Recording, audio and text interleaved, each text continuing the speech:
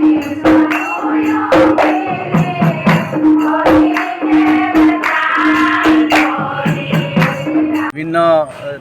বাতৰি কাকত নাইবা চেনেলৰ যোগেদি আমাৰ উৎসৱৰ কাৰ্যসূচী প্ৰচাৰিত হৈছে।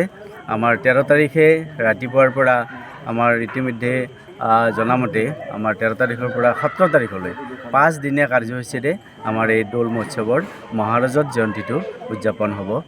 ইয়াৰে আমাৰ 13 তাৰিখৰ ৰাতিপুৱা পতাকা উত্তোলন, ধৰ্মৰ ধ্বজা উত্তোলন, তাৰপিছত আমি 75 বছৰ হিচাপে আমি 75খন পতাকা আমাৰ নলবাৰী চহৰৰ আশে পাশে থকা বয়োজ্যেষ্ঠ তথা ভাল গুণী জ্ঞানী ব্যক্তিক মাতি আমি 75খন পতাকা উৰুৱাৰ ব্যৱস্থা কৰিছোঁ। তাৰপিছত আমি এটা শোভাযাত্ৰা কৰিম, সাংস্কৃতিক শোভাযাত্ৰা। সাংস্কৃতিক শোভাযাত্ৰাত আমাৰ থাকিব যিবিলাক আমাৰ সংস্কৃতি, অসমীয়া সংস্কৃতি, থলুৱা সংস্কৃতি, যেনে বিহু থাকিব, বিহু দল থাকিব, নাগাৰা নাম থাকিব, আৰু ঢুলীয়া এদল থাকিব, আৰু বেণ্ড পাৰ্টি থাকিব, আৰু মহিলা আৰু আয়তী বা আমাৰ পুৰুষে আমাৰ নামৰ ধৰণেৰে উচ্চাৰিত হৈ আমাৰ গোটেই মালিগাঁও অঞ্চলটো আমি পৰিভ্ৰমণ কৰিম।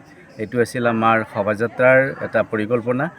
তাৰপিছত আমি সন্ধিয়ালৈ উদ্বোধনী সভা এখন পাতিছোঁ। ইয়ালৈ আমি আমন্ত্ৰণ কৰিছোঁ অসমৰ স্বনামধন্য তথা আমাৰ আটাইৰে প্ৰিয় নলবাৰীৰ সুসন্তান জয়ন্ত মল্ল বৰুৱা, যি বৰ্তমান কেবিনেট মন্ত্ৰী পৰ্যায়ত আছে। তেখেতো আমাৰ সভালৈ আহিব। তাৰপিছত আমাৰ সিদিনাৰ সভাৰ অন্তত প্ৰায় 9:30মান বজাত কৰিশ্মা নাথৰ দ্বাৰা নাগাৰা নাম গোৱা হ'ব।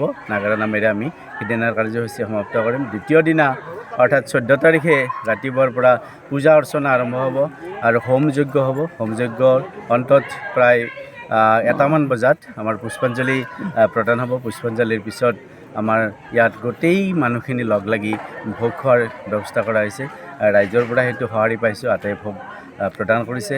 সেই ভোগৰ মতে আমি তেওঁলোকলৈ আমি ঘৰে ঘৰে আমি ভোগ দিয়াৰো ব্যৱস্থা কৰিম বুলি ভাবিছোঁ। আৰু এনেদৰে সিদিনাৰ ৰাতি আকৌ নিশা আমাৰ আছে সিদিনা ঢুলীয়া। গতিকে আমাৰ কৈহাটীৰ বিখ্যাত ঢুলীয়া দলটো আমাৰ ইয়ালৈ আহিব। তেওঁলোকে ঢোল বাদনৰ উপৰিও তেওঁলোকে আজিকালি এখন ভাল নাটক কৰে, ঢুলীয়া নাটক। গতিকে সেই নাটকো সিদিনা আমাৰ প্ৰদৰ্শিত হ'ব। এনেদৰে আমাৰ দ্বিতীয় দিনাৰ কাৰ্যসূচী হ'ব। তৃতীয় দিনা আছে আমাৰ নৃত্য প্ৰতিযোগিতা, আৰু নৃত্য প্ৰতিযোগিতাৰ পিছত আমি এখন নাটক মহাৰণ, আমাৰ নাট্যগোষ্ঠী মুকুচি মিলন নাট্যগোষ্ঠী, এই নাট্যগোষ্ঠীৰ দ্বাৰা এখন ভাল নাটক আমি উপভোগ কৰিম বুলি আশা কৰি আছোঁ। ভাল এখন নাটক হ'ব আৰু সেই নাটকেৰে সিদিনাৰ কাৰ্যসূচী সমাপন হ'ব। আৰু চতুৰ্থ দিনা আমি ভাবিছোঁ সিদিনাই আমাৰ অলপ ভাল এটা অনুষ্ঠান আমি ৰাখিছোঁ। সিদিনা সাংস্কৃতিক মানে সন্ধিয়া থাকিব, আৰু সাংস্কৃতিক সন্ধিয়াৰ বিশেষ আকৰ্ষণ যে এনে বাহিৰৰ পৰা এজন ভাল আমি আৰ্টিষ্ট মাতিছোঁ, তেওঁ হৈছে গীতালী দেৱী। কিন্তু তাৰ উপৰিও আপোনালোকে জানে যে নলবাৰীত এতিয়া শিল্পীৰ অভাৱ নাই। গতিকে নলবাৰীত আশে পাশে বহুকেইজন ভাল শিল্পীৰে ভৰি পৰিছে। আমি তেওঁলোক আটাইকে আমি নিমন্ত্ৰণ কৰিছোঁ, যেনে দীপক দাস, তেওঁ এটা ভাল খ্যাতনামা শিল্পী হৈ উঠিছে।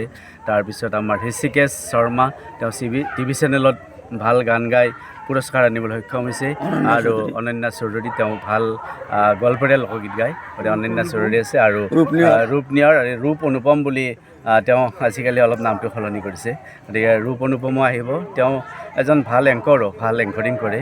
গতিকে তেওঁকো আমি আমন্ত্ৰণ কৰিছোঁ। তেওঁ ভাল এটা মানে আমাক এটা উপভোগ দিব গানৰ। আৰু এনেদৰে আমাৰ কাৰ্যসূচী প্ৰায় শেষ হ'ব। কিন্তু আৰু এটা আমাৰ মুখ্য আকৰ্ষণ যে শেষৰ দিনা আপোনালোকে জানি ভাল পাব যে শেষৰ দিনা আমাৰ এই প্ৰভুক আমি লগত লৈ নগৰ গোটেই মানুহখিনি লগত লৈ আমি আমাৰ আশে পাশে থকা অঞ্চলটো এটা পৰিভ্ৰমণ কৰোঁ। আৰু সেই অনুষ্ঠানত আমাক কি কৰে যে কিছুমান মানুহে আমাক ঘৰলৈ আমন্ত্ৰণ কৰে, আৰু আমন্ত্ৰণ কৰি তাত গোঁসাইক স্থাপনা কৰি গোঁসাই পূজা কৰি আমি এনেদৰে গোটেই ঘূৰি আমি নিশা প্ৰায় 12 বজাত আহি আকৌ প্ৰভুক তেওঁৰ আগৰ যি মূল মন্দিৰ আছে সেই মূল মন্দিৰত প্ৰভুক স্থাপন কৰি শ্ৰী শ্ৰী চেমৰা সত্ৰ মালিগাঁও দৌল মহোৎসৱলৈ সমগ্ৰ ৰাইজক আমি বিনম্ৰতাৰে অনুৰোধ জনাইছোঁ, তেখেতসকলে ইয়ালৈ আহক আৰু আমাৰ যিটো আধ্যাত্মিকতা দৌল উৎসৱ সেইটো সকলোৱে চাওক। লগতে সকলো ৰাইজৰ তথা সহায় সহযোগিতা আমি বিচাৰিছোঁ।